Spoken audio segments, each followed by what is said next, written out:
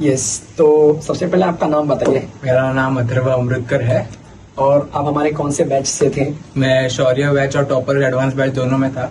और आपको जो एमएससी एग्जाम हुई 2024 में, उसमें केमिस्ट्री में कितने परसेंट आए? मुझे 99.49% आए हैं। यार इतने परसेंटाइल लाए हो तो कुछ जरा स्ट्रेटेजी बता दो उन बच्चों के लिए जो 2025 में एग्जाम देने वाले हैं। मतलब क्या इंपॉर्टेंट होता है एमएससी एग्जाम के लिए, स्पेशली केमिस्ट्री के लिए?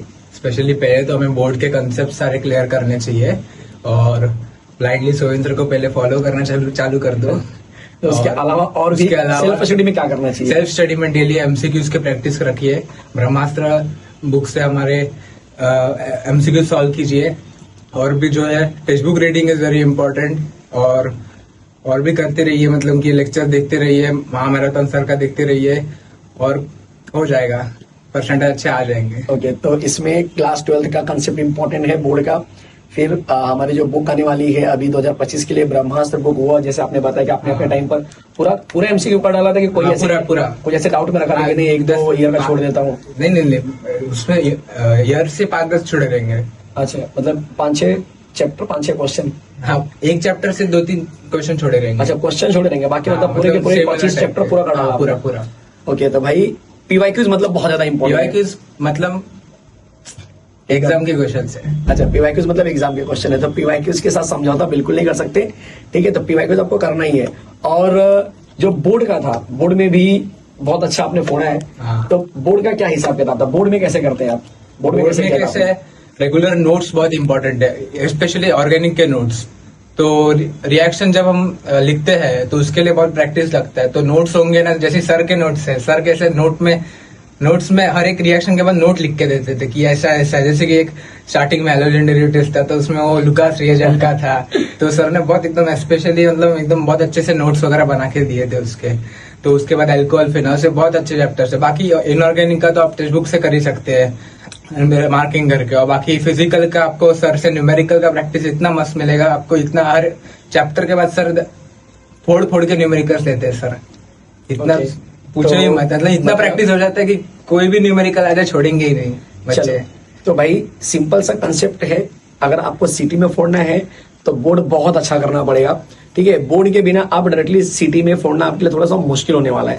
तो सारे बच्चों से एक ही रिक्वेस्ट है कि बोर्ड को पहले एकदम जितना मजबूत हो सके उतना मजबूत बनाइए और पैरेलली जो है कि सिटी को लेकर चलिए। अभी मुझे इससे एक क्वेश्चन आ रहा है, बोर्ड और सिटी आपने कैसे मैनेज किया? क्योंकि आप भी रेगुलर बच्चे रहे होंगे अपने टाइम पर, राइट? बहुत बढ़िया। तो कैसे आपने मैनेज किया दोनों को? बोर्ड्स के लिए तो वैसे स्टार्टिंग में फुल टाइम देना चाहिए, और सीईटी के लिए जैसा है रेगुलरली 1-1 घंटा पर सब्जेक्ट देना चाहिए। और बाकी प्रैक्टिस तो रेगुलरली करना ही चाहिए। तो उसके साथ आप हमारे कौन से बैच में थे? मतलब शौर्य और टॉपर। तो हमारा शेड्यूल प्रो में, टॉपर एडवांस में था। तो मतलब आप जून से ही पढ़ रहे थे? 1 जून से हमारा चालू हुआ। तो आप एक्स्ट्रा कुछ कर रहे थे? मतलब जैसे एग्जाम्पल के लिए, जैसे कि हमारा एग्जाम्पल के लिए 6 से 10 का लेक्चर होता था शौर्य प्लस टॉपर का। तो उसके अलावा जो सुबह का टाइमिंग होता था, और कॉलेज में जो मेरे को लेक्चर्स मिलते थे उसमें मैं एमसीक्यूज का प्रैक्टिस करता था। ओके, तो कॉलेज थोड़ा बहुत बंग वंग भी करते थे मतलब? नहीं, कॉलेज में मेरा 100% अटेंडेंस कॉलेज में डेली हर एक चीज 100%। तो फिर मैनेज कैसे करते थे? मतलब टाइमिंग कहाँ से निकालते थे? बोर्ड का प्रैक्टिस करना है, थ्योरेटिकल इन्फॉर्मेशन का, आप एमसीक्यू भी सॉल्व करते थे, तो वो टाइमिंग जानना चाहते हैं। क्योंकि जो बच्चे 2025 में एग्जाम देने वाले हैं ना, सबसे बड़ा कंसर्न है कि सर दोनों को लेके कैसे चलूं मैं, तो वो बहुत ज्यादा इंपॉर्टेंट, वो बता देंगे थोड़ा सा। जैसे कि सुबह के टाइम पे किसी का कॉलेज रहेगा तो दोपहर का टाइम उसको फ्री मिलेगा, तो दोपहर के टाइम में वो प्रैक्टिस कर सकते हैं, एमसीक्यूज का प्रैक्टिस कर सकते हैं, बोर्ड को दे सकते हैं तो टाइम। और बाद में 6 से 10 लेक्चर है, तो उसके बाद रात को सीईटी का एमसीक्यू सॉल्विंग कर सकते हैं। तो इस तरीके से मतलब दोपहर को पैरेलली बोर्ड्स का भी प्रिपरेशन होगा, रात को सीईटी का भी एमसीक्यूज का प्रिपरेशन होगा। मतलब आपका टाइम वेस्ट तो होगा उसमें, मतलब कि पूरा दिन जाएगा, लेकिन आपको एट द एंड रिजल्ट अच्छा मिलेगा। मतलब कि अगर कॉलेज आपका जो भी है उसमें आप ये शेड्यूल बना लो कि एक मॉर्निंग स्लॉट या आफ्टरनून स्लॉट जो है कि सिटी या बोर्ड के लिए दे दो, और रात का वैसे ही या बोर्ड या सिटी के लिए कोई एक चूज कर लो, और उसके हिसाब से आपको प्लानिंग करनी है। चलो, बहुत बहुत धन्यवाद। अथर्व अमृतकर हमारे यहाँ पर आए स्टूडियो में, मुंबई में, बहुत अच्छा लग रहा है। और आप खुद मुंबई में रहते हो? कहाँ से रहते हो आप? थाने वेस्ट। थाने से आए हैं यहाँ पर, हमारे यहाँ पर मलाड में।